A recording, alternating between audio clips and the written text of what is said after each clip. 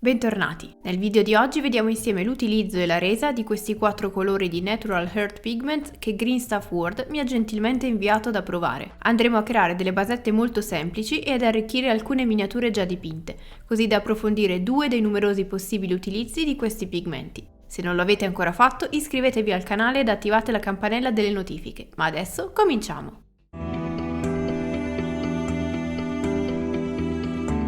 Questi sono solo 4 dei numerosi pigmenti che fanno parte del catalogo di Green Stuff World.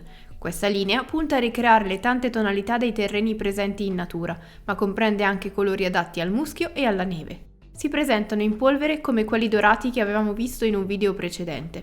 Questa consistenza li rende leggermente più scomodi da usare rispetto ad altri prodotti già liquidi e pronti. D'altro canto, proprio questa caratteristica li rende molto più versatili e adatti ad applicazioni diverse. Ovviamente richiederanno una componente liquida o un fissativo per rimanere aderenti alla miniatura, e per questo viene venduto proprio il Pigment Fixer, che li fisserà alla base senza intaccare l'aspetto opaco e polveroso. Partiamo quindi da una decorazione basilare, ovvero la semplice applicazione su una basetta liscia. Iniziamo applicandolo con un palettino o un pennello vecchio rigorosamente asciutto, pressando il prodotto alla base per creare un primo strato uniforme.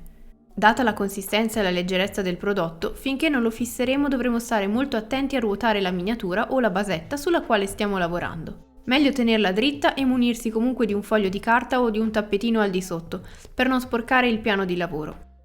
In alcuni punti lo lasciamo abbondante senza pressarlo, così da creare più volume e più texture. Una volta creata la superficie voluta, rendiamo il tutto più stabile con il fixer. Se avete un contagocce, vi consiglio di usare quello per prelevare il prodotto, ma io non ne avevo uno a disposizione. Per questo utilizzo un vecchio pennello da immergere nel fixer e dal quale lasciar cadere una goccia alla volta sul terreno, cercando di non schiacciarlo sulla superficie. L'importante è applicare il fissativo in modo molto moderato, usandone poche gocce, le poche necessarie per bagnare leggermente il pigmento. È utile anche inclinare leggermente la superficie così da far scorrere l'eccesso verso altro pigmento e metterne solo quello strettamente necessario. Una volta applicato, aspettiamo qualche minuto. Ho pensato di aggiungere un secondo strato solo in alcuni punti utilizzando il color ocra. Lo andiamo ad applicare mentre lo strato sottostante è ancora parzialmente umido, così da avere un pochino di aderenza in più. Possiamo anche mischiarlo leggermente a quello precedente o aggiungerne anche altro di quello rosso, così da creare un effetto più irregolare. Ovviamente anche questo andrà fissato e lasciato asciugare. Il bello di utilizzare il fixer è che una volta asciutto, pur tenendo tutto al posto giusto, non perderà l'effetto polveroso, opaco e granuloso del pigmento. Passiamo ora a provare questo Middle Earth, che ha un colore molto neutro e terroso su una basetta con uno scenario diverso. Ho incollato dei piastrelloni su una basetta, optando poi per un semplice color beige e una lavatura marrone. Volevo ricreare una sorta di vecchie piastrelle parzialmente sepolte nella terra e nella vegetazione. Partiamo quindi applicando il pigmento, come abbiamo visto prima. Ovviamente possiamo scegliere se applicarlo sull'intera superficie scoperta della basetta o solo in alcune zone, dando prima una mano di colore al fondo consono al terriccio che stiamo per applicare.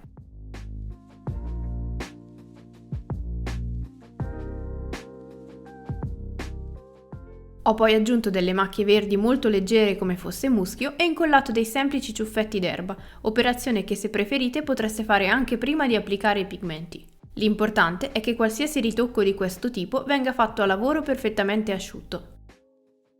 Passiamo ora a provare il colore Burn Umber, che è davvero scuro e intenso. Ho applicato anche qui delle macerie, a cui ho dato una semplice colorazione marmorea con bianco e grigio. Ho poi aggiunto il pigmento andando a seppellire parzialmente le rovine, lasciando che parte del pigmento le sporcasse.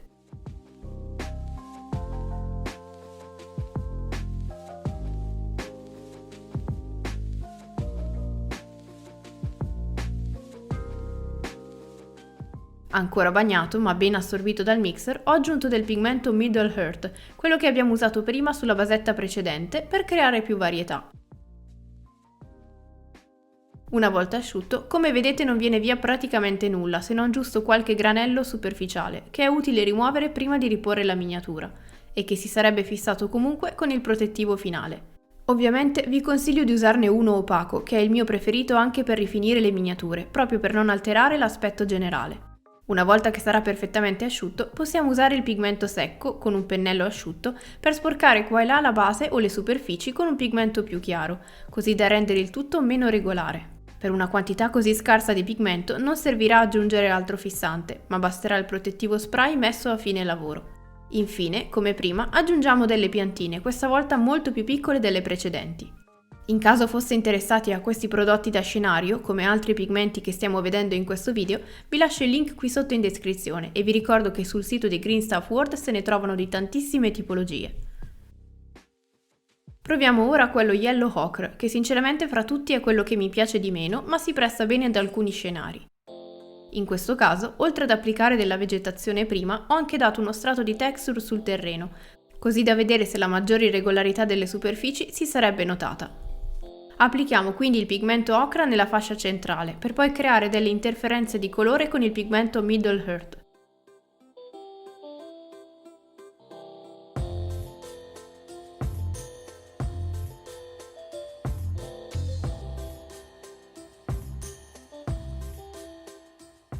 Fissiamo poi il tutto come già visto. Non credo che una texture come quella che ho usato si colga molto, dato che la profondità dei solchi creati dipende molto dallo spessore del pigmento che andiamo ad applicare, ma sicuramente su texture più particolari come quelle che creano crateri o spaccature, usato asciutto potrebbe essere un'alternativa più scenografica al semplice dry brush. Prima di vedere l'applicazione anche su altro, vediamo quella che è sicuramente la mia basetta preferita di oggi. Ho creato della roccia con il sughero, per poi colorarla con un marrone scuro, un veloce dry brush e una texture come per la precedente. Una volta fatto, siamo pronti ad arricchire il tutto con il pigmento Medium Orange Oxide. Lo applichiamo sia per coprire il terreno, sia spennellato secco per impolverare gli spigoli delle rocce.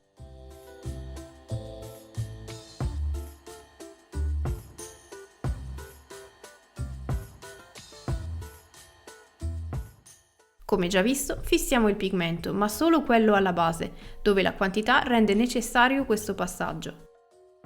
Questa terra rossa devo dire che è senza dubbio la mia preferita. Prima di chiudere, vediamo come si può usare per invecchiare e impolverare anche gli indumenti delle nostre miniature. È sicuramente un effetto fantastico per sporcare il fondo dei mantelli, gli stivali, gli zoccoli dei cavalli. Basterà utilizzare un pennello asciutto, rimuovendo gran parte del prodotto come solitamente facciamo per il dry brush. Basti pensare a che bell'effetto possono creare sulle ruote o i cingolati dei mezzi di trasporto, usati asciutti per fare la polvere, lo sporco o la ruggine, ma anche bagnati, mischiati ad acqua o medium per creare ad esempio il fango. Gli utilizzi possibili sono tantissimi e sicuramente li approfondiremo in futuri video. Come detto, per una maggiore sicurezza vi consiglio di rifinire il tutto anche con il protettivo come fareste normalmente a lavoro finito, ma per quanto riguarda le basette non è strettamente necessario dato che tutto resta ben saldo. L'importante è lasciare il tempo necessario al tutto per asciugare perfettamente e non aver fretta di lavorarci sopra. E questa era la mia prova dei Natural Earth Pigments. Fatemi sapere qui sotto quale dei risultati e delle colorazioni vi piace di più. Se i miei video vi piacciono e vi sono stati utili per scoprire nuove tecniche e nuovi prodotti e volete aiutarmi a realizzarne altri, vi ricordo che sto cercando di acquistare una stampante in resina per stampare tutto ciò che mi serve per i tutorial. Se voleste aiutarmi a raggiungere l'obiettivo e contribuire anche solo con il costo di un caffè, trovate il link qui sotto in descrizione. Detto questo vi ringrazio di aver visto il video fino alla fine, vi saluto e vi do appuntamento al prossimo. Ciao!